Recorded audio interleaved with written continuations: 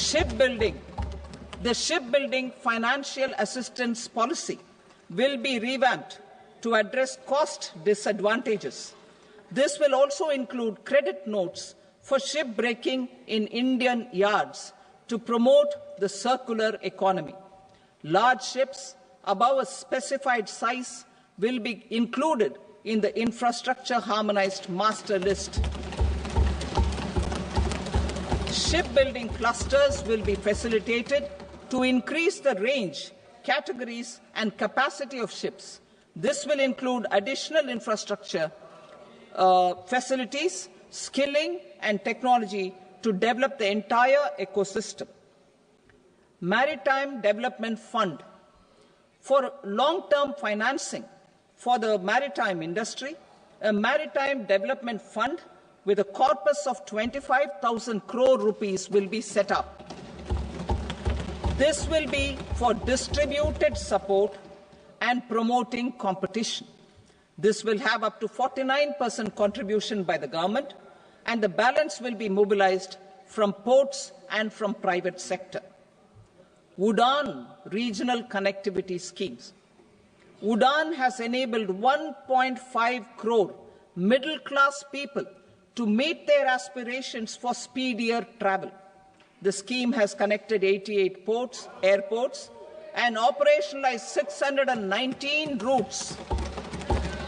Inspired by that success, a modified UDAN scheme will be launched to enhance regional connectivity to 120 new destinations and carry 4 crore passengers in the next 10 years. 4 crore additional passengers in the next 10 years. The scheme will also support helipads and smaller airports in hilly, aspirational and northeast regional districts. Greenfield airports will be facilitated in Bihar to meet the future needs of the state. These will be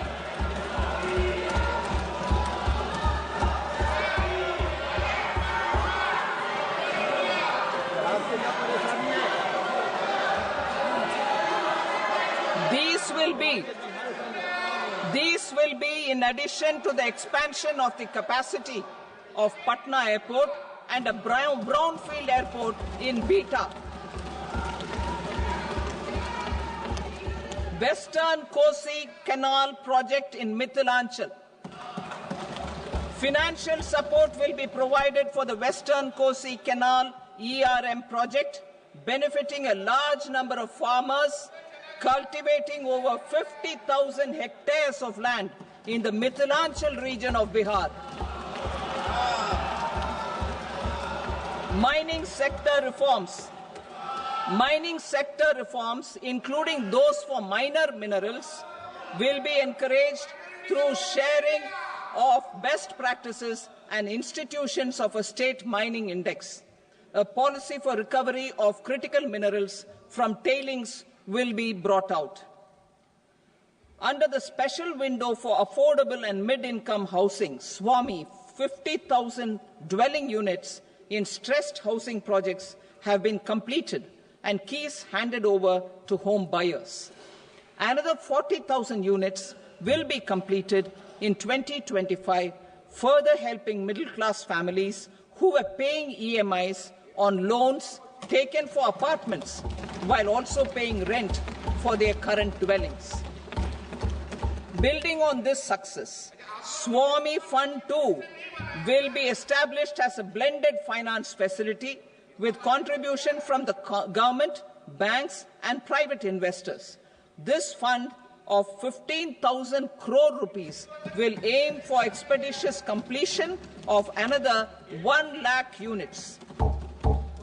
PM Gati Shakti data for private sector.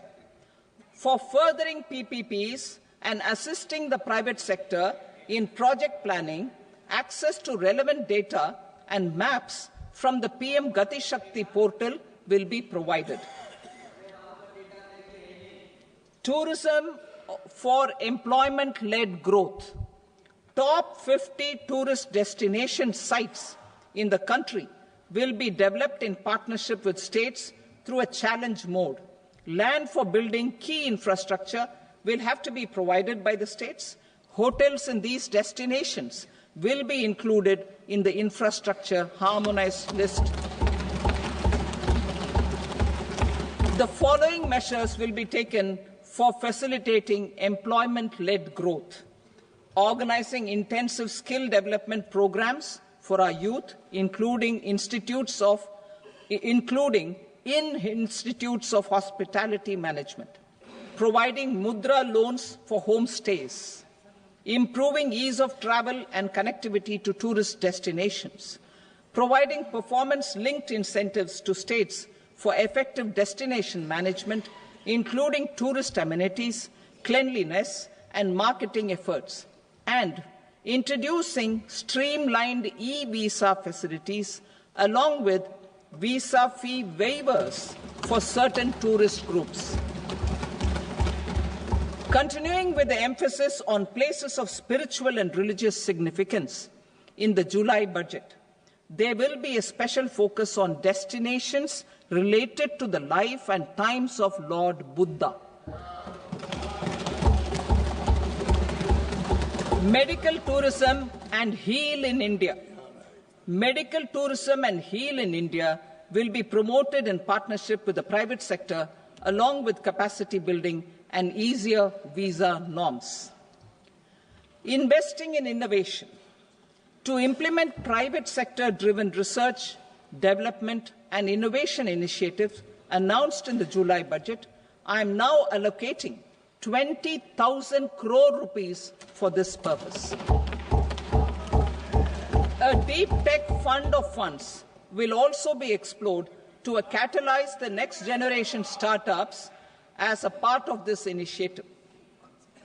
In the next 5 years, under the PM Research Fellowship Scheme, we will provide 10,000 fellowships for technological research in IITs and IISc with enhanced financial support. The second gene bank with 10 lakh germplasm lines will be set up for future food and nutritional security. This will provide conservation support to both public and private sectors for genetic resources. We will start a national geospatial mission to develop foundational geospatial infrastructure and data. Using PM Gati Shakti, this mission will facilitate modernization of land records, urban planning, and design of infrastructure projects. A Gyan Bharatam mission for survey, documentation, and conservation of our manuscript heritage with academic institutions, museums, libraries, and private collectors will be undertaken to cover more than 1 crore manuscripts. We will set up a national digital repository of Indian knowledge systems for knowledge sharing. Now I move to exports as the fourth engine. We will set up an export promotion mission with sectoral and ministerial targets driven jointly by the Ministries of Commerce, MSME, and Finance. It will facilitate easy access to export credit, cross-border factoring support, support to MSMEs to tackle non-tariff measures in overseas markets. A digital public infrastructure, Bharat Trade Net, for international trade will be set up as a unified platform for trade documentation and financing solutions. This will complement the Unified Logistics Interface platform. The BTN will be aligned with international practices. Support will be provided to develop domestic manufacturing capacities for our economy's integration with global supply chains. Sectors will be identified based on objective criteria. Facilitation groups with participation of senior officers and industry representatives will be formed for select products and supply chains. Through this, there are huge opportunities related to Industry 4.0, which needs high skills and talent. Our youth have both. Our government will support the domestic electronic equipment industry to leverage this opportunity for the benefit of our youth. A national framework will be formulated as guidance to states for promoting global capability centers in emerging Tier 2 cities. This will suggest measures for enhancing availability of talent and infrastructure, building bylaw reforms, and mechanisms for collaboration with industry. Our government will facilitate upgradation of infrastructure and warehousing for air cargo, including high-value perishable horticultural produce.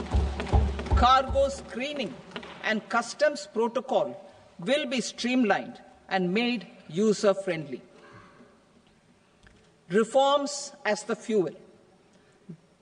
Over the past 10 years, our government has implemented several reforms for convenience of taxpayers, such as faceless assessment, 2, taxpayer charter, 3, faster returns, 4, almost 99% returns being on self-assessment, and 5, Vivad Se Vishwas scheme.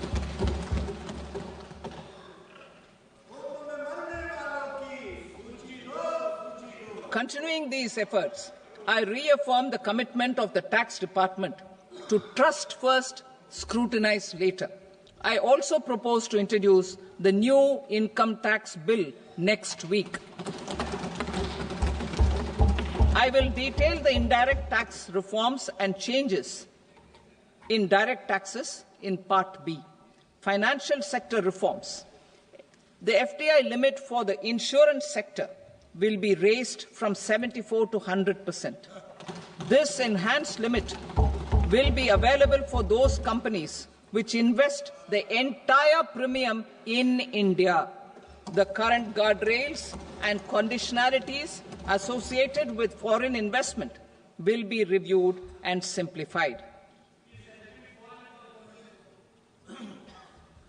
The services of India Post Payment Bank will be deepened and expanded in rural areas. NABFID will set up a partial credit enhancement facility for corporate bonds for infrastructure.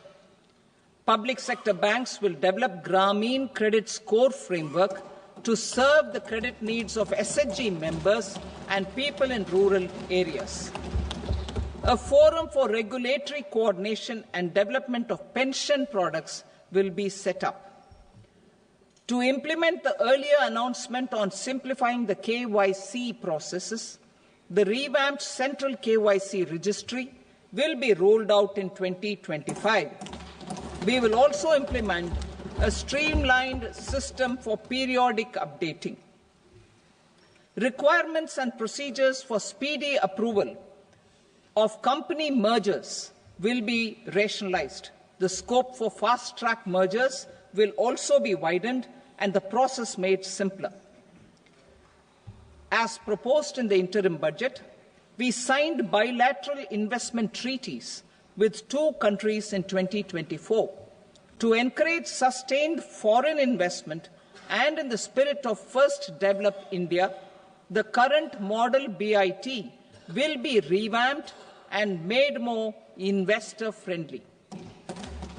In the last 10 years, in several aspects, including financial and non-financial, our government has demonstrated a steadfast commitment to ease of doing business. We are determined to ensure that our regulations must keep up with technological innovations and global policy developments. A light-touch regulatory framework based on principles and trust will unleash productivity and employment. Through this framework, we will update regulations that were made under old laws. To develop this modern, flexible, people-friendly and trust-based regulatory framework appropriate for the 21st century, I propose 4 specific measures. A high-level committee for regulatory reforms will be set up for a review of all non-financial sector regulations, certifications, licenses and permissions. The committee will be expected to make recommendations within a year. The objective is to strengthen trust-based economic governance and take transformational measures to enhance ease of doing business, especially in matters of inspection and compliances. States will be encouraged to join in this endeavour. An investment friendliness index of states will be launched in 2025 to further the spirit of competitive, cooperative federalism. Under the Financial Stability and Development Council, a mechanism will be set up to evaluate impact of the current financial regulations and subsidiary instructions. It will also formulate a framework to enhance their responsiveness and development of the financial sector. In the Jan Vishwas Act 2023, more than 180 legal provisions were decriminalized.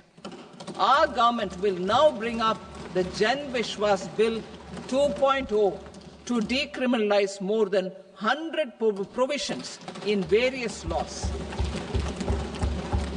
I now move to fiscal policy. In the July budget, I had committed to staying the course for fiscal consolidation. Our endeavour will be to keep the fiscal deficit each year such that central government debt remains on a declining path as a percentage of the GDP. The roadmap for the next 6 years has been detailed in the FRBM statement. Revised estimates for 2024-25. The revised estimate of the total receipts other than borrowings is 31.47 lakh crore rupees, of which the net tax receipts are 25.57 lakh crore rupees. The revised estimate of the total expenditure is 47.16 lakh crore rupees, of which the capital expenditure is about 10.18 lakh crore rupees. The revised estimate of the fiscal deficit is 4.8% of the GDP. Budget estimates for 25-26. Coming to 25-26, the total receipts other than borrowings and total expenditure are estimated at 34.96 lakh crore rupees and 50.65 lakh crore rupees respectively. The net tax receipts are estimated at 28.37 lakh crore rupees. The fiscal deficit is estimated to be 4.4% of GDP. To finance the fiscal deficit, the net market borrowings from dated securities are estimated at 11.54 lakh crore. The balance financing is expected to come from small savings and other sources. The gross market borrowings are estimated at 14.82 lakh crore rupees. I will now move to Part B. Indirect taxes. My proposals relating to customs aim to rationalize tariff structure and address duty inversion. These will also support domestic manufacturing and value addition, promote exports, facilitate trade, and provide relief to common people.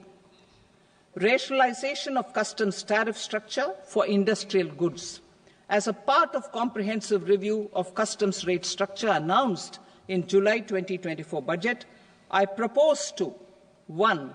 Remove 7 tariff rates. This is over and above the 7 tariff rates removed in 23-24 budget. After this, there will be only 8 remaining tariff rates, including 0 rate. 2. Apply appropriate cess to broadly maintain effective duty incidence, except on a few items where such incidence will reduce marginally. 3. Levy not more than 1 cess or surcharge. Therefore, I propose to exempt social welfare surcharge on 82 tariff lines that are subject to a cess. I shall now take up sector-specific proposals. To provide relief to patients, particularly those suffering from cancer, rare diseases, and other severe chronic diseases, I propose to add 36 life-saving drugs and medicines to the list of medicines fully exempted from basic custom duty.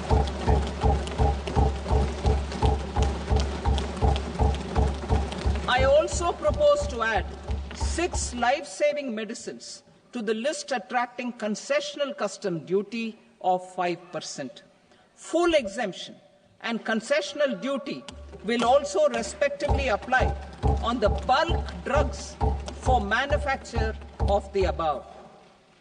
Specified drugs and medicines under patient assistance programs run by the pharmaceutical companies are fully exempt from BCD, provided the medicines are supplied free of cost to the patients. I propose to add 37 more medicines along with 13 new patient assistance programs. Support to domestic manufacturing and value addition. Critical minerals. In the July 2024 budget, I had fully exempted BCD on 25 critical minerals that are not domestically available. I had also reduced BCD of 2 other such minerals to provide a major fillip to their processing, especially by MSMEs. Now, I propose to fully exempt cobalt powder and waste, the scrap of lithium-ion battery, lead, zinc, and 12 more critical minerals. This will help secure the availability for manufacturing in India and promote more jobs for our youth. To promote domestic production of technical textile products such as agro-textiles, medical textiles, and geotextiles at competitive prices, I propose to add 2 more types of shuttle-less looms to the list of fully exempted textile machinery. I also propose to revise the BCD rate on knitted fabrics covered by 9 tariff lines from 10 or 20 to 20% or 115 rupees per kg, whichever is higher. Electronic goods.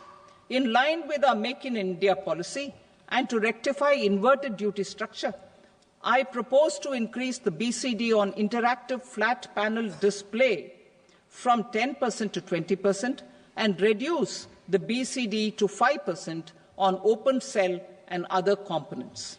In 23-24 budget, for the manufacture of open cells of LCD, LED TVs, I had reduced the BCD on parts of open cells from 5% to 2.5%. To further boost the manufacture of such open cells, the BCD on these parts will now stand exempted. Lithium-ion battery. To the list of exempted capital goods, I propose to add 35 additional capital goods for EV battery manufacturing and 28 additional capital goods for mobile phone battery manufacturing. This will boost domestic manufacture of lithium-ion batteries, both for mobile phones and for electric vehicles. Shipping sector. Considering that shipbuilding has a long gestation period, I propose to continue the exemption of BCD on raw materials, components, consumables, or parts for the manufacture of ships for another 10 years.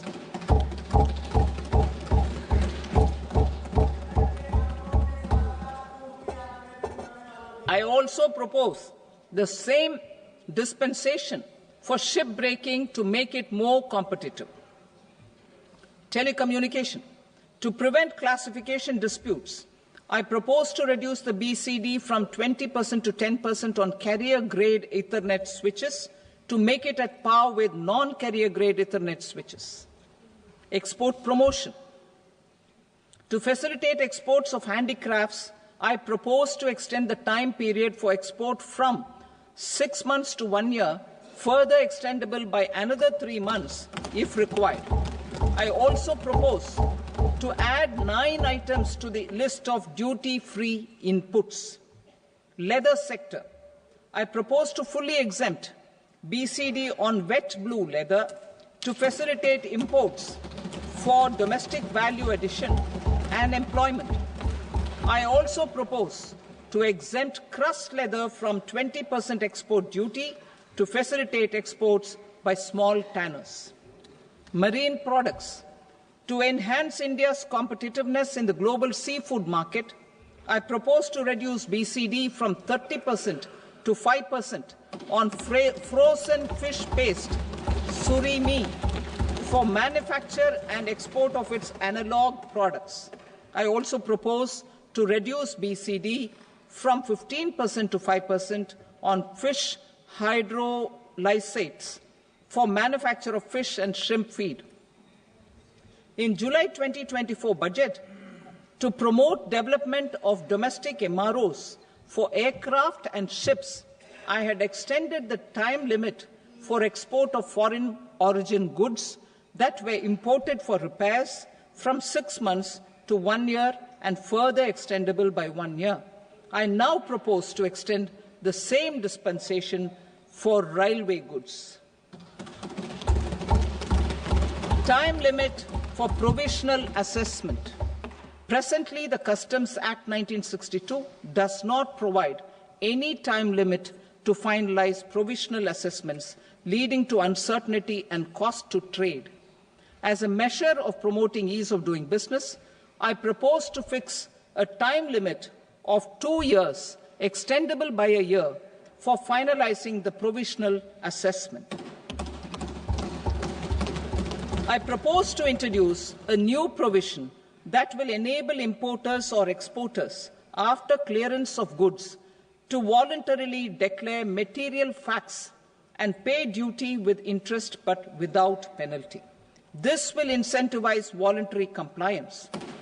However, this will not apply in cases where department has already initiated audit or investigation proceedings.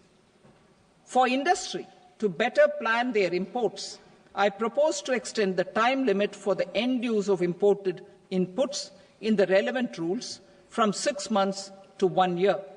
This will provide operational flexibility in view of cost and uncertainty of supply. Further, such importers will now have to file only quarterly statements instead of a monthly statement.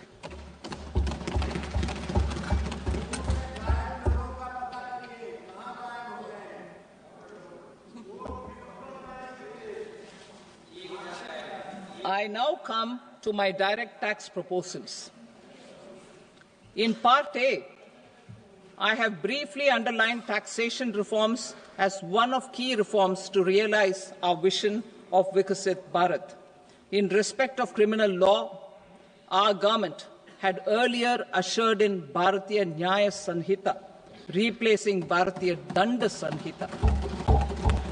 I am happy to inform this august House and the country that for new income tax bill will carry forward the same spirit of Nyaya in its drafting as well. The new bill will be clear and direct in text, with close to half of the present law in terms of both chapters and words. It will be simple to understand for taxpayers and tax administrators, leading to tax certainty and reduced litigation. Reforms, however, are not a destination. They are means to achieve good governance for our people and economy. Providing good governance primarily involves being responsive. The Tirukural captures this in verse 542, which reads, "Vaanokki vaazhum ulagallam, mannavan kol nokki vaazhum kudi," meaning, just as the living beings live expecting rains, citizens live expecting good governance. Our government is committed to keeping an ear to the ground and a finger on the pulse and responding while balancing our national building efforts.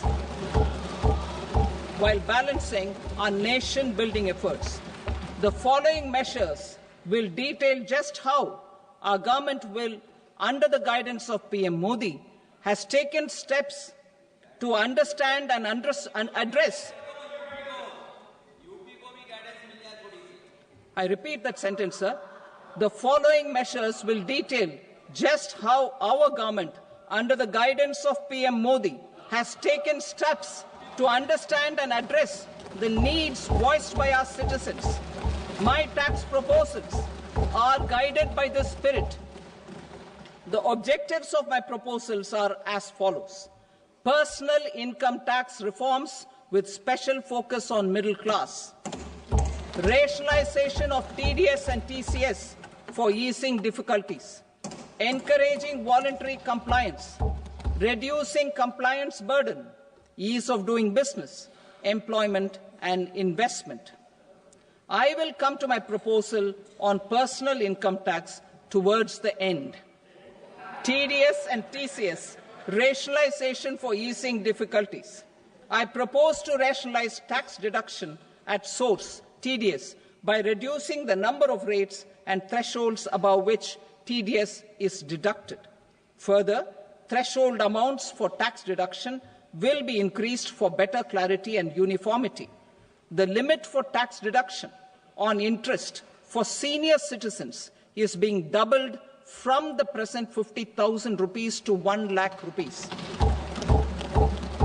Similarly, the annual limit of 2.40 lakh rupees for TDS on rent is being increased to 6 lakh rupees. This will reduce the number of transactions liable to TDS, thus benefiting small taxpayers receiving small payments. The threshold to collect tax at source, the TCS, on remittances under RBI's liberalized remittance scheme, the LRS, is proposed to be increased from 7 lakh to 10 lakhs. I also propose to remove TCS on remittances for education purposes, where such remittances is out of a loan taken from a specified financial institution. Both TDS and TCS are being applied on any transaction related to sale of goods. To prevent such compliance difficulties, I propose to omit the TCS. I also propose that the provisions of the higher TDS deduction will now apply only in non-PAN cases. In July 2024, the delay for payment of TDS up to the due date of filing statement was decriminalized.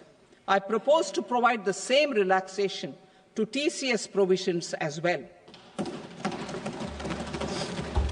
The government under the leadership of Prime Minister Modi believes in Sabka Saath, Sabka Vikas, Sabka Vishwas and Sabka Prayas.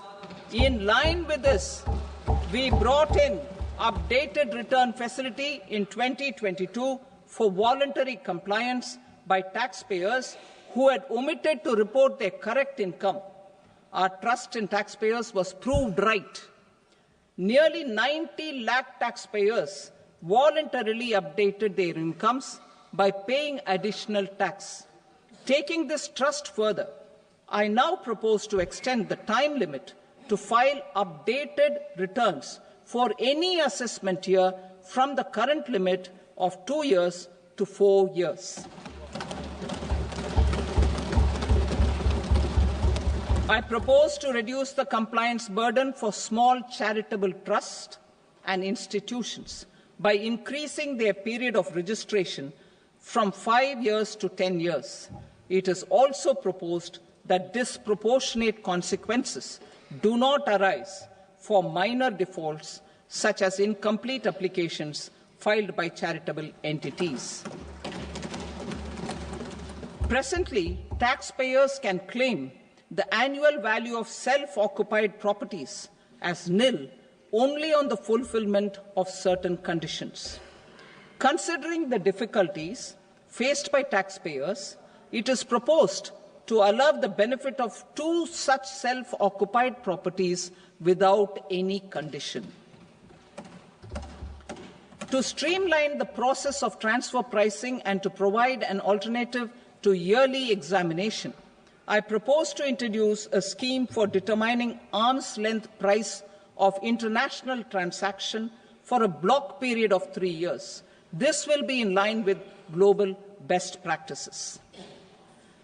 With a view to reduce litigation and provide certainty in international taxation, the scope of safe harbour rules is being expanded. A number of senior and very senior citizens have very old national savings schemes accounts. As interest is no longer payable on such accounts, I propose to exempt withdrawals made from NSS by individuals on or after 29th August 2024. I am also proposing to allow similar treatment to NPS Vatsalya accounts as is available to normal NPS accounts subject to overall limits. In my speech in July 2024, I had promised that all processes, including giving effect to appellate orders, shall be digitalized and made paperless over the next 2 years.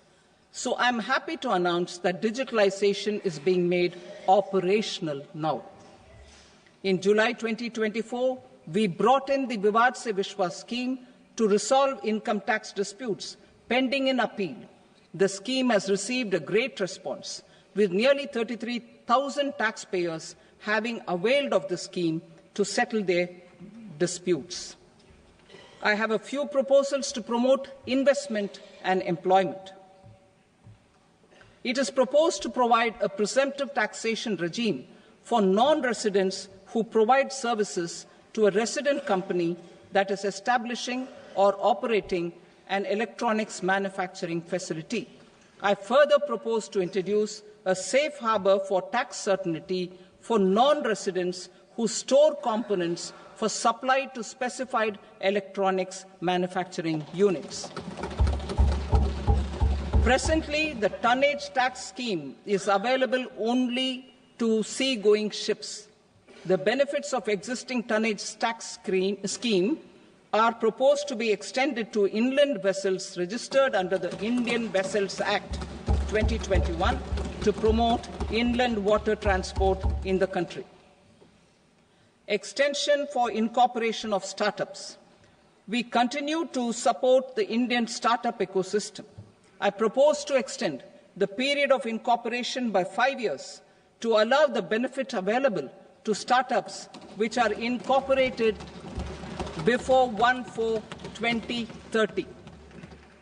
In order to attract and promote additional activities in the IFSC, I am inter alia proposing specific benefits to ship leasing units, insurance offices, and treasury centres of global companies which are set up in IFSC. Further, to claim benefits, the cut-off date for commencement in IFSC has also been extended by 5 years to 31/3/2030. Category 1 and Category 2 AIFs are undertaking investments in infrastructure and other such sectors. I propose to provide certainty of taxation to these entities on the gains from securities, to promote funding from sovereign wealth funds and pension funds to the infrastructure sector. I propose to extend the date of making an investment by 5 more years up to 31st March 2030.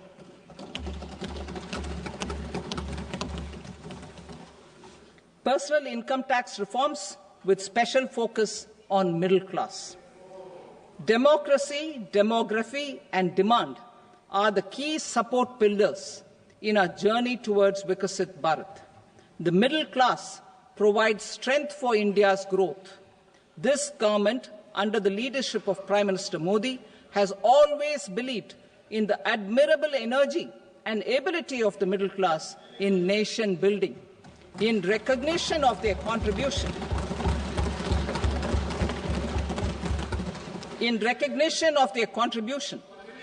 we have periodically reduced their tax burden. Right after 2014, the nil tax slab was raised to 2.5 lakhs of rupees, which was further raised to 5 lakh rupees in 2019 and to 7 lakh rupees in 2023. This is reflective of our government's trust on the middle-class taxpayers. I am now happy to announce that there will be no income tax payable up to income of 12 lakh rupees.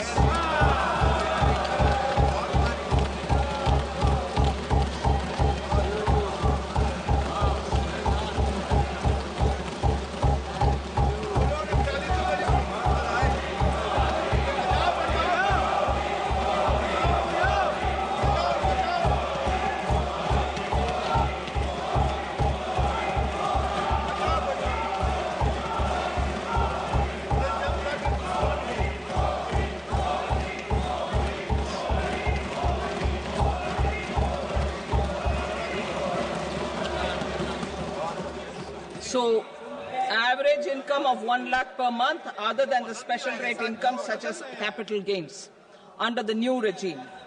This limit will be 12.75 lakh for salaried taxpayers due to the standard deduction of 75,000. Slabs and rates are being changed across the board to benefit all taxpayers. The new structure will substantially reduce the taxes of the middle class and leave more money in their hands, boosting household consumption, savings and investment.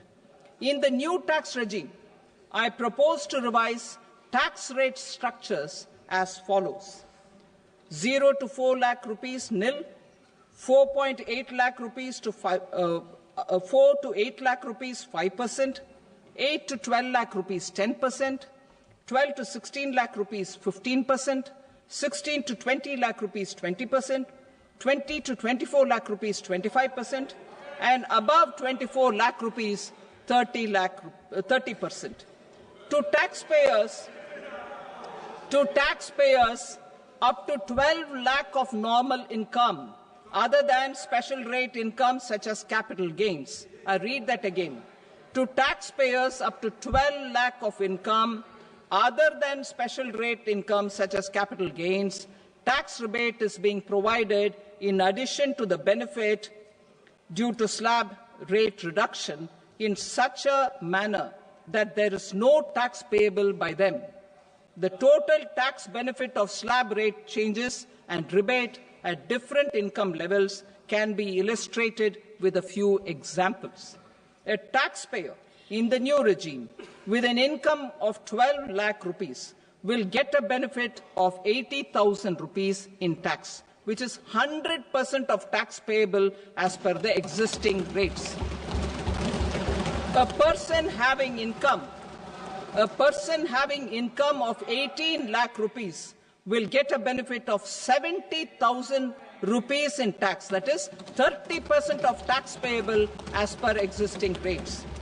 A person with an income of 25 lakh gets a benefit of 1,10,000 rupees, that is 25% of his tax payable as per existing rates.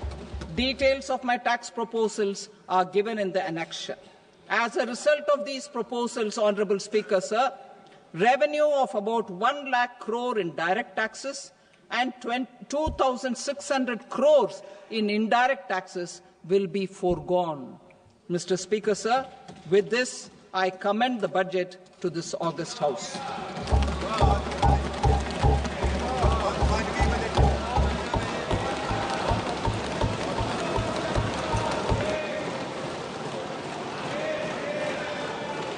Item number 2, Srimati Nirmala Sitharaman.